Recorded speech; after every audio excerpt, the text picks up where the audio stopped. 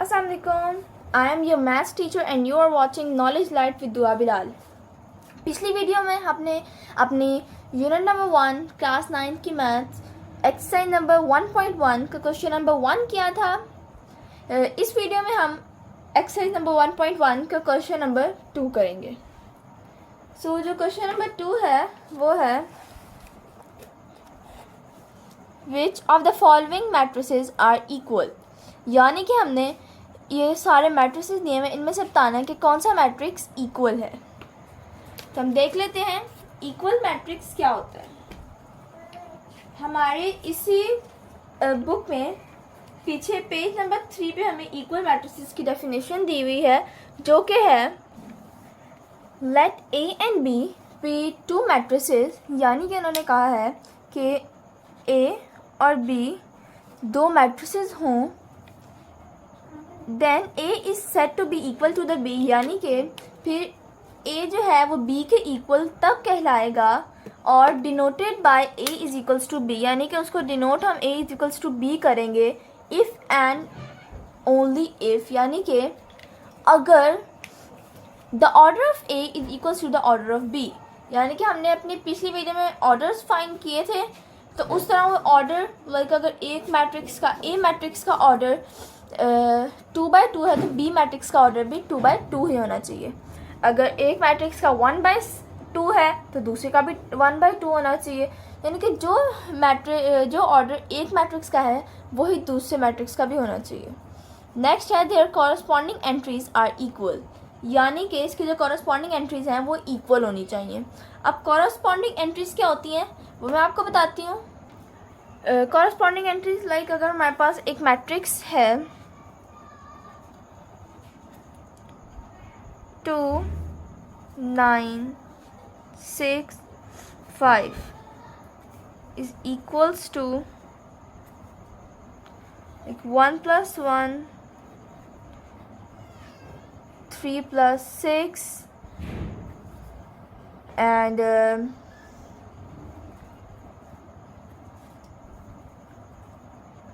to multiply by 3 and 4 plus 1.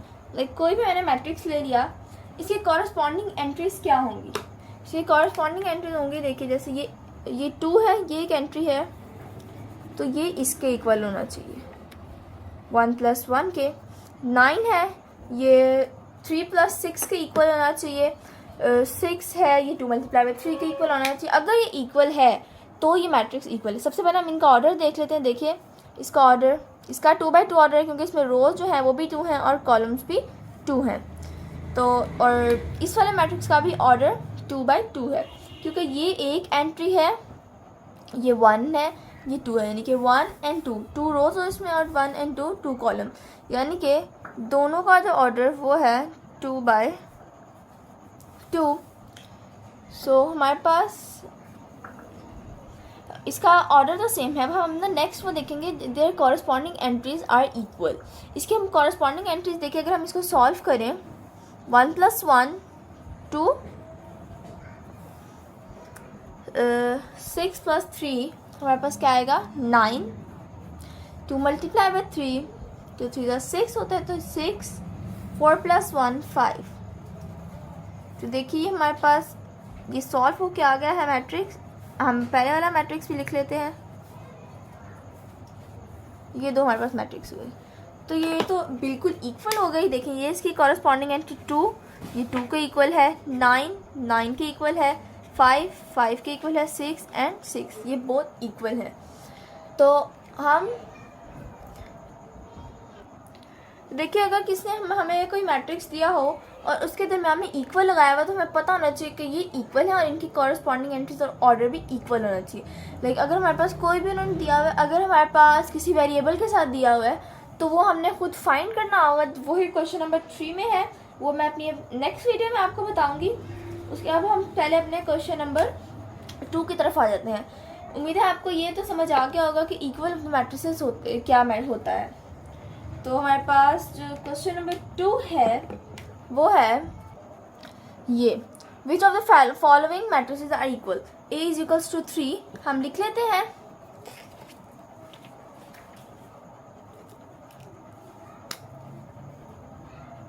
A is equals to 3, तो इसका order हमारे पास, सबसे पहले हमने ऑर्डर देखना होता है 1 and 1, यानी कि इसका ऑर्डर हमारे पास है 1/1। इसका ऑर्डर हमारे पास 1/1 है। अब हम बुक पे देख लेते हैं कि और कौन सा मैट्रिक्स है जिसका ऑर्डर हमारे पास 1/1 बनता है। ये देखिए, सबसे पहले हम बी मैट्रिक्स देख लेते हैं। इसका ऑर्डर हमारे पास 1/1 नहीं है, इसका ऑर्डर हमारे पास है 1/2। और सी मैट्रिक्स, इसका ऑर्डर हमारे पास 1/1 है, क्योंकि अगर हम ये 5 - 2 को सॉल्व करें तो ये एक नंबर आएगा जो कि ऐसे होगा। इसको हम देख लेते हैं कि इसको सॉल्व करने से इसकी कॉरस्पॉन्डिंग एंट्री जो है, जो ए की है, वो इक्वल आती है या फिर नहीं। तो हमारे पास है C इज इक्वल्स टू 5 - 2। तो देखिए, इसका ऑर्डर तो है 1/1, तो C 5 - 2 हमारे पास होता है 3। तो ये देखिए, ये बिल्कुल इसके इक्वल आ गया। तो हम यानी कि हम कह सकते हैं A is equals to C। आपने जो है बुक पे अगर करना है बुक पे कर सकते हैं, लिख सकते हैं। कॉपी पे करना है तो कॉपी पे भी लिख सकते हैं E is equals to C, क्योंकि हमारे पास इनकी कॉरस्पॉन्डिंग एंट्रीज भी इक्वल है और इनका ऑर्डर भी इक्वल है। ये हमारे पास आ गया। देन हमारे पास बी मैट्रिक्स है। तो बी मैट्रिक्स हमारे पास है 3 and 5।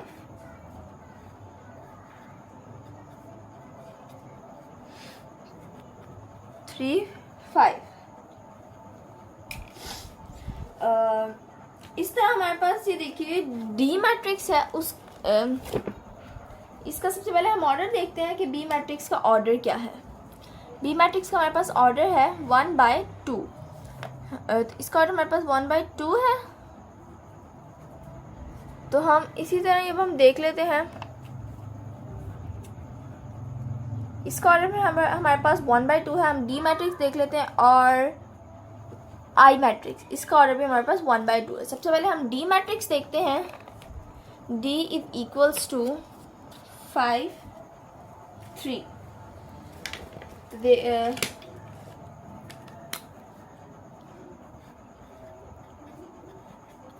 5 and 3। तो देखिए, हमारे पास इसका ऑर्डर तो सेम है बट इनकी corresponding entries are not same. देखिए, ये 3 है तो इसके यहाँ पे 3 होना चाहिए था, यहाँ पे 5 है तो यहाँ पे 5 होना चाहिए था, यानी कि ये दोनों इक्वल नहीं है क्योंकि इनकी कॉरस्पॉन्डिंग एंट्रीज इक्वल नहीं है। तो हम इसके बाद आई मैट्रिक्स देख लेते हैं। तो आई मैट्रिक्स जो था वो था हमारे पास 3 and 3 + 2। तो ये देखिए, इसका हमारे पास ऑर्डर तो वही है। पहले हम सॉल्व करके देख लेते हैं। I is equals to 3 + 2 5। तो देखिए, जो हमारे पास बी मैट्रिक्स था 3 and 5, तो हमारे पास ये दोनों मैट्रिक्स इक्वल आ गए हैं। तो हम लिख सकते हैं I is equals to B, या फिर B is equals to I। अब नेक्स्ट हमारे पास सी मैट्रिक्स तो था, वो इक्वल हो गया है ए मैट्रिक्स के। अब हमारे पास डी मैट्रिक्स है। डी मैट्रिक्स किसी मैट्रिक्स के इक्वल नहीं है, तो हम इसको ऐसे ही रहने देंगे क्योंकि ये मैट्रिक्स है 5 and 3 जो कि और किसी के इक्वल नहीं है, क्योंकि डी बी और आई के अलावा और किसी का ऑर्डर 1/2 नहीं है। नेक्स्ट हमारे पास ई मैट्रिक्स है, वो हम देख लेते हैं। ये देखिए, हमारे पास ई मैट्रिक्स जो है उसका ऑर्डर है 2/2। इसमें है 4 0 6 and 2।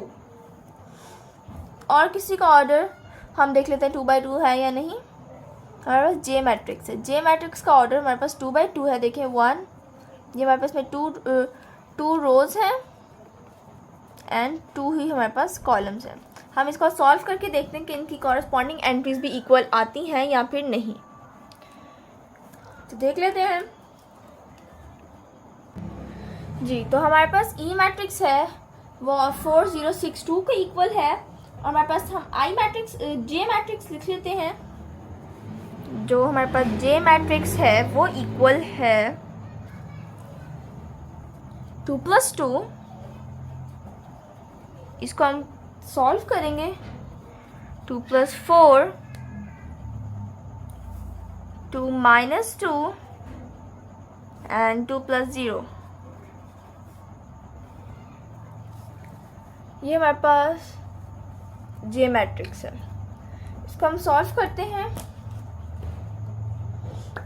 अगर हम इसको सॉल्व करें, j इज इक्वल्स टू 2 + 2 4, 2 - 2 0 होता है, 4 + 2 6, 2 एंड 0, 2 में हम कुछ बिना प्लस करें तो 2। तो ये देखिए हमारे पास ये जो मैट्रिक्स है, जे मैट्रिक्स एग्जैक्ट ई मैट्रिक्स के इक्वल है, इनकी कॉरस्पॉन्डिंग एंट्रीज भी इक्वल है। देखिए जैसे इसकी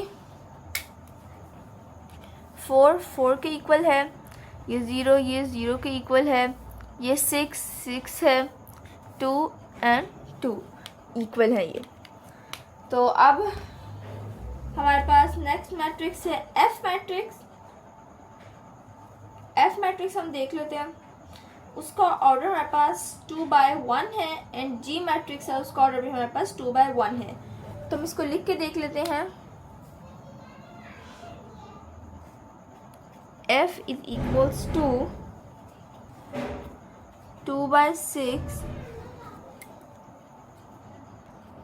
G is equals to